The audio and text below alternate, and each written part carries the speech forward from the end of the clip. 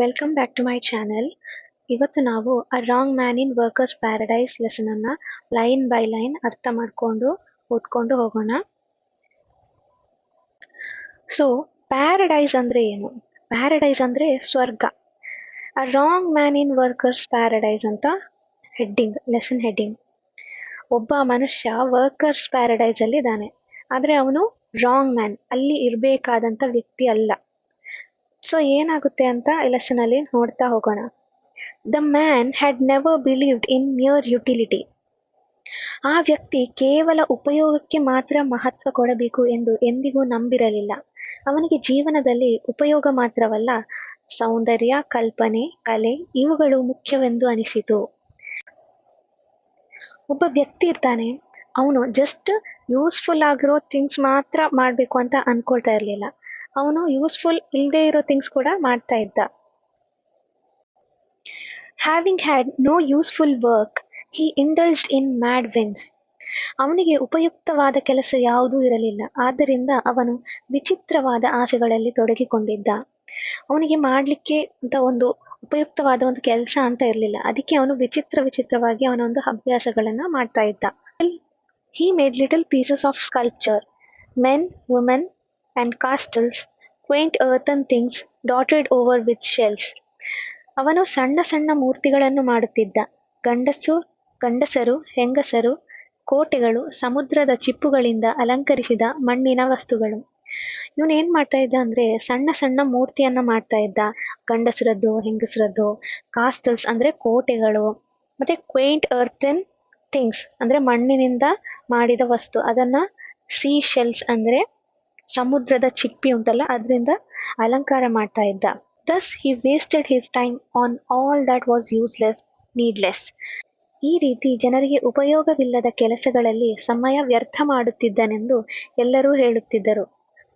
ಇವನು ಯೂಸ್ಲೆಸ್ ಕೆಲಸ ಮಾಡ್ತಾ ಇದ್ದ, ಯಾರಿಗೂ ಉಪಯೋಗ ಇಲ್ಲದ ಒಂದು ಕೆಲಸವನ್ನ ಮಾಡ್ತಾ ಇದ್ದ ಅಂತ ಹೇಳ್ತಾ ಇದ್ರು. ಪೀಪಲ್ ಲಾಫ್ಡ್ ಎಟ್ ಹಿಮ್. ಜನ ಅವನನ್ನು ನೋಡಿ ನಗ್ತಾ ಇದ್ರು. At times he vowed to shake off his whims, but they lingered in his mind. ಕೆಲವೊಮ್ಮೆ ಅವನು ಈ ಹವ್ಯಾಸಗಳನ್ನು ಬಿಡಬೇಕು ಎಂದು ತೀರ್ಮಾನಿಸುತ್ತಿದ್ದ, ಆದರೆ ಆ ಆಸೆಗಳು ಅವನ ಮನಸ್ಸಿನಲ್ಲಿ ಉಳಿಯುತ್ತಲೇ ಇದ್ದವು. ಇವನು ಟ್ರೈ ಮಾಡ್ತಾನೆ ಅದನ್ನ, ಈ ಯೂಸ್ಲೆಸ್ ಕೆಲಸ ಎಲ್ಲ ಮಾಡೋದು ಬಿಡ್ಬೇಕು ಅಂತ, ಆದ್ರೆ ಅದು ಅವನಿಗೆ ಆಗ್ಲಿಲ್ಲ. Some boys seldom ply their books and yet pass their tests. ಕೆಲವರು ಮಕ್ಕಳು ಸರಿಯಾಗಿ ಓದದೇ ಇದ್ದರೂ ಪರೀಕ್ಷೆಯಲ್ಲಿ ಉತ್ತೀರ್ಣರಾಗುತ್ತಾರೆ. ಕೆಲವೊಮ್ಮೆ ಮಕ್ಕಳು ಪರೀಕ್ಷೆಗೆ ಓದದೇ ಇಲ್ಲ, ಆದ್ರೂ ಕೂಡ ಪಾಸ್ ಆಗ್ತಾರೆ. A similar thing happened to this man. He spent his earth life in useless work, and yet after his death, the gates of heaven opened wide for him. ಹಾಗೆಯೇ ಈ ವ್ಯಕ್ತಿಗೂ ಅದೇ ರೀತಿಯ ಸಂಗತಿ ನಡೆಯಿತು. ಭೂಮಿಯಲ್ಲಿ ಅವನು ಉಪಯೋಗವಿಲ್ಲದ ಕೆಲಸಗಳಲ್ಲಿ ಜೀವನ ಕಳೆಯುತ್ತಿದ್ದರೂ ಸತ್ತ ನಂತರ ಸ್ವರ್ಗದ ಬಾಗಿಲುಗಳು ಅವನಿಗಾಗಿ ತೆರೆದವು. ಏನಾಗ್ತದಂದ್ರೆ ಈ ಮನುಷ್ಯ ಸಾಯ್ತಾನೆ, ಸತ್ತ ಮೇಲೆ ಸ್ವರ್ಗಕ್ಕೆ ಸೇರ್ತಾನೆ. ಅದನ್ನ ಮಕ್ಕಳು ಪರೀಕ್ಷೆಯಲ್ಲಿ ಓದದೆ ಪಾಸ್ ಆಗೋ ಅದಕ್ಕೆ ಹೋಲಿಕೆ ಮಾಡಿದ್ದಾರೆ.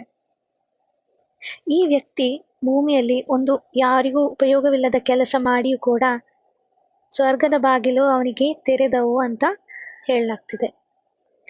But the moving finger writes even in heaven. ಆದರೆ ವಿಧಿಯ ಬರಹ ಸ್ವರ್ಗದಲ್ಲಿಯೂ ನಡೆಯುತ್ತದೆ. ಮೂವಿಂಗ್ ಫಿಂಗರ್ ಅಂದ್ರೆ ಹಣೆ ಬರ.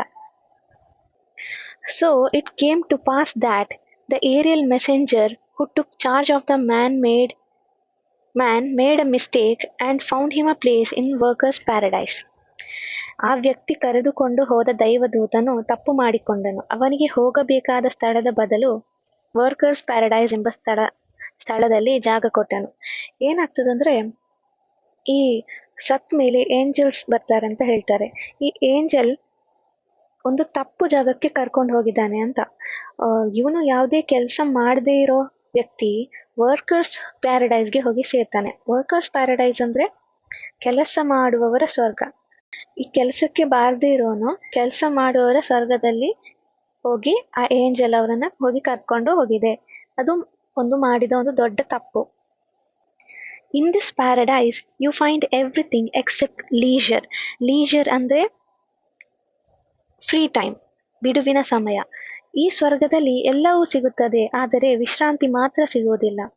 ವರ್ಕರ್ಸ್ ಪ್ಯಾರಡೈಸ್ ಅಲ್ಲಿ, ಪ್ಯಾರಡೈಸ್ ಅಂದ್ರೆ ಸ್ವರ್ಗ, ಆದ್ರೆ ಇದು ವರ್ಕರ್ಸ್ ಪ್ಯಾರಡೈಸ್. ಅದಕ್ಕಾಗಿ ಇಲ್ಲಿ ವಿಶ್ರಾಂತಿ, ಫ್ರೀ ಟೈಮ್ ಅಂತ ಇರುವುದೇ ಇಲ್ಲ. Here men say, God, we haven't a moment to spare. ಅಲ್ಲಿ ಗಂಡಸರು, ದೇವರೇ, ನಮಗೆ ಒಂದು ಕ್ಷಣವೂ ಖಾಲಿ ಇಲ್ಲ ಎಂದು ಹೇಳುತ್ತಾರೆ. ಅಂದ್ರೆ ಇಲ್ಲಿ ಗಂಡಸರು, ಇಲ್ಲಿ ಕೆಲಸ ಮಾಡುವ ಗಂಡಸರು ಎಲ್ಲ ಹೇಳ್ತಾರೆ, ದೇವರೇ, ನಮ್ಗೆ ಒಂದು ಕ್ಷಣನೂ ಟೈಮೇ ಇಲ್ವಲ್ಲ. Women whisper, let's move on, times a flying. ಹೆಂಗಸರು, ಬೇಗ ಹೋಗೋಣ, ಸಮಯ ಹಾರಿ ಹೋಗುತ್ತಿದೆ ಎಂದು ಗುಸುಗುಸುತ್ತಾರೆ. ವಿಸ್ಪರ್ ಅಂದ್ರೆ ಗುಸುಗುಸು ಮಾಡುದು, ಹೆಂಗಸರೆಲ್ಲ ಗುಸುಗುಸು ಮಾಡ್ತಾರಲ್ಲ, ಮೆಲ್ಲ ಮೆಲ್ಲ ಮಾತಾಡುದು, speaking softly. Let's move on, ಬೇಗ ಹೋಗೋಣ, ಸಮಯ ಹಾರಿ ಹೋಗ್ತಾ ಇದೆ. All exclaim, time is precious, we have our hands full, we make use of every single minute. ಎಲ್ಲರೂ ಸಮಯ ಅಮೂಲ್ಯ ಎಂದು ಕೂಗುತ್ತಾರೆ. ನಾವು ತುಂಬಾ ಕೆಲಸದಲ್ಲಿದ್ದೇವೆ, ಪ್ರತಿಯೊಂದು ನಿಮಿಷವನ್ನು ಬಳಸುತ್ತೇವೆ ಎಂದು ದೂರಿಕೊಂಡರೂ ಅದನ್ನು ಹೇಳುವುದರಲ್ಲಿ ಅವರಿಗೆ ಹೆಮ್ಮೆ ಮತ್ತು ಸಂತೋಷ ಇರುತ್ತದೆ. They sigh complainingly, yet those words make them happy and exalted. ಏನಂದ್ರೆ ಟೈಮ್ ಇಸ್ ಪ್ರೆಷಿಯಸ್, ಸಮಯ ತುಂಬಾ ಅಮೂಲ್ಯ ಎಂದು ಕೂಗುತ್ತಾರೆ. We have our hands full, ಕೈ ತುಂಬಾ ಕೆಲಸ ಇದೆ, ಒಂದು ನಿಮಿಷನೂ ವೇಸ್ಟ್ ಮಾಡದೆ ಎವ್ರಿ ಸಿಂಗಲ್ ಮಿನಿಟ್ ಅನ್ನ ಯೂಸ್ ಮಾಡ್ತಾ ಇದ್ದೇವೆ ನಾವು ಅಂತ ಕಂಪ್ಲೇನಿಂಗ್ಲಿ, ದೂರಿಕೊಂಡರೂ ಅದನ್ನ ಹೇಳೋದ್ರಲ್ಲಿ ಅವರಿಗೆ ಹೆಮ್ಮೆ ಮತ್ತು ಸಂತೋಷ. But this newcomer, who had passed all his life on earth without doing a scrap of useful work, did not fit in with the scheme of things in workers' paradise. ಆದರೆ ಈ ಹೊಸವನಿಗೆ ವರ್ಕರ್ಸ್ ಪ್ಯಾರಡೈಸ್ ಜೀವನ ಶೈಲಿ ಸರಿಹೊಂದಲಿಲ್ಲ. ಅವನು ಭೂಮಿಯಲ್ಲಿ ಯಾವ ಉಪಯುಕ್ತ ಕೆಲಸವೂ ಮಾಡದೆ ಬದುಕಿದ್ದ. ಈ ಹೊಸ ವ್ಯಕ್ತಿ ಭೂಮಿಯಲ್ಲಿ ಯಾವುದೇ ಒಂದು ಕೆಲಸ ಮಾಡದೆ, ಯಾವುದೇ ಒಂದು ಯೂಸ್ಫುಲ್ ಕೆಲಸ ಮಾಡದೆ ಈ ವರ್ಕರ್ಸ್ ಪ್ಯಾರಡೈಸ್ ಅಲ್ಲಿ ಅನ್ಫಿಟ್ ಆಗಿದ್ದ. ಡಿಡ್ ನಾಟ್ ಫಿಟ್, ಇವನು ಅನ್ಫಿಟ್ ಆಗಿದ್ದ. He launched in the streets absently and jostled the hurrying men. ಅಲ್ಲಿ ಅವನು ರಸ್ತೆಯಲ್ಲಿ ಅಲೆದಾಡುತ್ತಾ ತುರ್ತಾಗಿ ಹೋಗುವ ಜನರಿಗೆ ತೊಂದರೆ ಕೊಡುತ್ತಿದ್ದ. ಅರ್ಜೆಂಟ್ ಅಲ್ಲಿ ಹೋಗ್ತಾ ಇರೋ ಜನರಿಗೆ ಇವನು ಅಡ್ಡ ಆಗ್ತಾ ಇದ್ದ, ತುಂಬಾ ಡಿಸ್ಟರ್ಬ್ ಆಗ್ತಾ ಇತ್ತು ಇವನಿಂದ. He lay down in the green meadows or close to the fast flowing streams and was taken to task by busy farmers. ಇವನು ಹಸಿರು ಮೈದಾನಗಳಲ್ಲಿ ಅಥವಾ ಹರಿಯುವ ನದಿಗಳ ಬಳಿ ಮಲಗುತ್ತಿದ್ದ.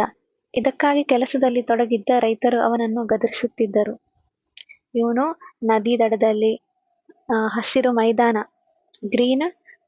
ಗ್ರೀನ್ ಮೆಡೋಸ್ ಅಲ್ಲಿ ಮಲಗ್ತಾ ಇದ್ದ. ರೈತರು ಇವನನ್ನು ನೋಡಿ ಗದರಿಸ್ತಾ ಇದ್ರು. He was always in the way of others.